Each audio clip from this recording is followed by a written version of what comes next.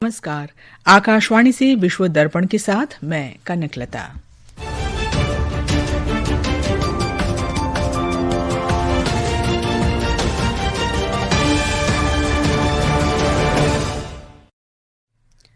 फलस्तीनी सशस्त्र समूह हमास ने इजरायली बंधकों को रिहा करने पर सहमति जताई, लेकिन अमेरिका की गजा शांति योजना में बदलाव की मांग की।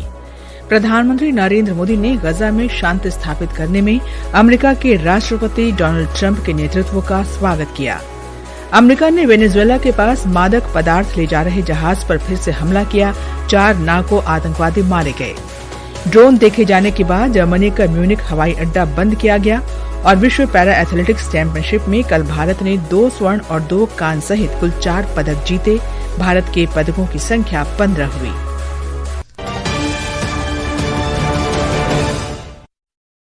अब समाचार विस्तार से। हमास ने शेष सभी इजरायली बंधकों को रिहा करने पर सहमति जताई है, लेकिन कहा है कि वो अमेरिकी शांति योजना के कई प्रमुख बिंदुओं पर आगे बातचीत चाहता है। हमास से जारी एक बयान में कहा गया है कि वो राष्ट्रपति ट्रंप के प्रस्ताव में बंधकों के आदान प्रदान की उचित शर्तें पूरी करने की सूरत में सभी जीवित या मृत इजरायली लोगों को रिहा करने पर सहमत है। एक रिपोर्ट। ये घोषणा अमेरिका के राष्ट्रपति डोनाल्ड ट्रंप द्वारा हमास को शांति योजना स्वीकार करने या पूरी तरह से बर्बाद करने के लिए रविवार की समय सीमा दिए जाने के कुछ घंटों बाद हुई है। हमास द्वारा अपना जवाब प्रस्तुत करने के बाद ट्रंप ने कहा कि उनका मानना है कि ये आतंकवादी समूह स्थायी शांति के लिए तैयार है। अमेरिका के राष्ट्रपति ने इजरायल से गजा पर बमबारी तुरंत रोकने का आह्वान किया ताकि बंधकों को सुरक्षित और शीघ्रता से बाहर निकाला जा सके। हमास के राजनीतिक ब्यूरो प्रमुख के मीडिया सलाहकार ताहिर अल नूनू ने कहा है कि राष्ट्रपति ट्रंप के बयान उत्साहजनक हैं और वे बंधकों की अदला बदली, युद्ध की समाप्ति और कब्जे की वापसी सुनिश्चित करने के लिए तुरंत बातचीत शुरू करने के लिए भी तैयार हैं। विश्व दर्पण के लिए समाचार कक्ष से फरहत नाज। प्रधानमंत्री नरेंद्र मोदी ने कहा है कि भारत गजा में स्थायी और न्यायपूर्ण शांति की दिशा में सभी प्रयासों का पूरा समर्थन करता रहेगा। श्री मोदी ने सोशल मीडिया पोस्ट में कहा कि गजा में शांति प्रयासों में निर्णायक प्रगति के बीच भारत राष्ट्रपति ट्रंप के नेतृत्व का स्वागत करता है। उन्होंने कहा कि बंधकों की रिहाई का संकेत महत्वपूर्ण कदम है। बलूच राष्ट्रीय आंदोलन के मानवाधिकार विभाग ने कहा है कि बलूचिस्तान में पाकिस्तानी सुरक्षा बलों ने 7 बलूच नागरिकों की गैर न्यायिक हत्या कर दी। पूरे प्रांत में गैर न्यायिक हत्याओं, जबरन गुमशुदगी और यातनाओं में वृद्धि के बीच उत्पीड़न का ये सिलसिला जारी है। प्रमुख मानवाधिकार संगठनों ने बताया कि केच जिले के बुलेदा स्थित सोराब बांध क्षेत्र में गोलियों से छलनी 3 शव मिले हैं। मानवाधिकार संगठन ने बताया कि उनमें से 2 सीमा पार व्यापार में लगे ड्राइवर थे और केच के गर्दंग क्षेत्र के निवासी थे। उन्होंने आगे बताया कि उन्हें पाकिस्तानी सुरक्षा बलों ने बुलेदा के मिनाज शहर से जबरन गायब कर दिया था। इसके अलावा निजार अज मोहम्मद, जो सीमा पार व्यापार में लगे एक ड्राइवर और पंजगुर जिले के पारोम से जायन के निवासी थे, उन्हें पाकिस्तानी सुरक्षा बलों ने उसी क्षेत्र से जबरन गायब कर दिया था। विश्व दर्पण समाचार आकाशवाणी से प्रसारित किए जा रहे हैं। ताज़ा समाचार जानने के लिए आप हमारे social media handle @AIR news Hindi को फॉलो कर सकते हैं। विश्व दर्पण में आपका फिर स्वागत है। अमेरिका के रक्षा सचिव पीट हेगसेथ ने पुष्टि की है कि अमेरिकी सेना ने कल वेनेजुएला के तट पर एक संदिग्ध ड्रग तस्करी करने वाली नाव पर हमला किया, जिसमें 4 कथित नार्को आतंकवादी मारे गए। अंतर्राष्ट्रीय जल क्षेत्र में किया गया यह हमला राष्ट्रपति डोनाल्ड ट्रंप की घोषणा के बाद हुआ है, जिसमें उन्होंने कहा था कि अमेरिका अब ड्रग कार्टेल के साथ युद्ध में है।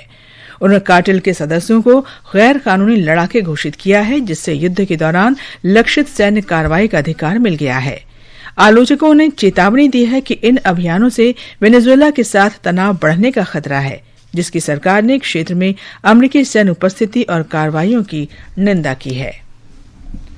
रक्षा सचिव पीट हेगसेथ ने नौसेना नेतृत्व के भीतर बढ़ते तनाव के बाद कल नौसेना प्रमुख जॉन हैरिसन को बर्खास्त कर दिया। पेंटागन ने हैरिसन के निष्कासन की पुष्टि की और कहा कि वो अब नौसेना सचिव के चीफ ऑफ स्टाफ के पद पर कार्यरत नहीं रहेंगे और उनकी सेनाओं के लिए उन्हें धन्यवाद दिया। हैरिसन इस पर टिप्पणी करने से इनकार कर दिया। हैरिसन ट्रंप प्रशासन द्वारा नियुक्त किए गए हैं, जो इस वर्ष जनवरी में पदभार ग्रहण किया था, और उन्होंने एक सामान्य रूप से शक्तिशाली भूमिका निभाई, जो आमतौर पर पर्दे के पीछे की भूमिका होती है। ट्रंप प्रशासन ने अमेरिकी कांग्रेस को सूचित किया है कि देश अब उन मादक पदार्थ गिरोहों के साथ एक गैर अंतर्राष्ट्रीय सशस्त्र संघर्ष में लगा हुआ है जिन्हें उसने आतंकवादी संगठन घोषित किया है। एक रिपोर्ट। व्हाइट हाउस के एक ज्ञापन के अनुसार अमेरिका के राष्ट्रपति डोनाल्ड ट्रंप इस बात से आश्वस्त हैं कि ये गिरोह दूसरे देशों के सशस्त्र समूह हैं। इस कारण उन्होंने इन्हें आतंकवादी संगठन घोषित किया है और ये निर्धारित किया है कि उनकी गतिविधियां अमेरिका के खिलाफ सशस्त्र हमला हैं। ज्ञापन में कहा गया है कि ये समूह अब अंतर्राष्ट्रीय हो गए हैं और संगठित गिरोह के रूप में पूरे पश्चिमी गोलार्ध में लगातार हमले कर रहे हैं। ज्ञापन में ये नहीं बताया गया है कि कौन से गिरोह इसमें शामिल थे, न ही ये बताया गया है कि अमेरिकी अधिकारियों ने लक्षित संदिग्धों को उन संगठनों से कैसे जोड़ा। पिछले महीने अमेरिका की सेना ने कैरिबियाई दक्षिण में अंतर्राष्ट्रीय जल क्षेत्र में 3 नौकाओं को डुबो दिया था। ये कथित तौर पर वेनेजुएला से आई थी, जिससे उन पर सवार 17 लोगों की मौत हो गई थी। ज्ञापन में मृतकों को अवैध लड़ाके बताया गया है और अमेरिका के हमलों को आत्मरक्षा के रूप में उचित ठहराया गया है। समाचार कक्ष से विश्व दर्पण के लिए देवेंद्र त्रिपाठी। जर्मनी में ड्रोन फिर से देखे जाने के बाद म्यूनिख हवाई अड्डे के दोनों रनवे कल शाम 24 घंटे से भी कम समय में दूसरी बार बंद कर दिए गए। हवाई अड्डे की वेबसाइट के अनुसार जर्मन हवाई यातायात नियंत्रण ने अपुष्ट ड्रोन देखे जाने के कारण एहतियात के तौर पर 10 आगमन उड़ानों का मार्ग भी बदल दिया। हाइफा दिवस पर इजरायली पुलिस द्वारा भारतीय राष्ट्रगान चलाने का एक वीडियो सोशल मीडिया पर वायरल हो रहा है। ये रणनीतिक साझेदारों के बीच अनोखे सौहार्द को दर्शाता है। हाइफा युद्ध की 107वीं वर्षगांठ के उपलक्ष्य में आयोजित कार्यक्रम के दौरान इजरायली पुलिस ने राष्ट्रगान चलाया। ये समारोह इजरायल में भारत के राजदूत जेपी सिंह की उपस्थिति में आयोजित किया गया।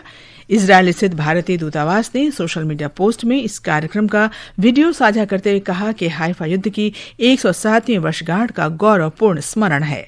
हम आज 1918 में हाइफा को मुक्त कराने वाले भारतीय सैनिकों, जोधपुर, मैसूरू और हैदराबाद की घुड़सवार सेना के साहस और वीरता को नमन करते हैं। और अब खेल समाचारों के साथ हैं मुकेश कुमार।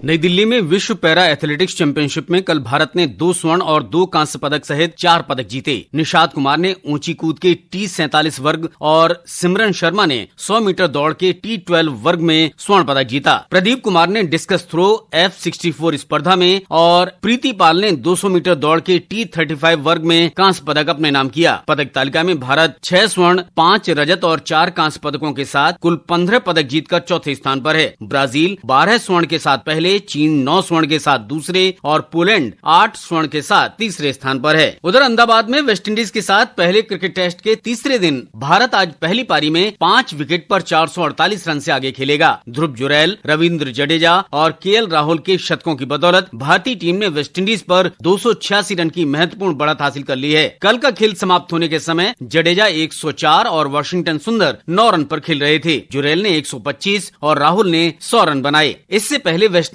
की पूरी टीम पहली पारी में केवल 162 रन पर सिमट गई थी। इस बीच कोलंबो में कल आईसीसी महिला एक दिवसीय क्रिकेट विश्व कप में भारत का सामना पाकिस्तान से होगा। प्रतियोगिता के पहले मैच में भारत ने श्रीलंका को 59 रन से हराया था। वहीं पाकिस्तान बांग्लादेश से 7 विकेट से हार गया था। मुकेश कुमार, आकाशवाणी समाचार, दिल्ली।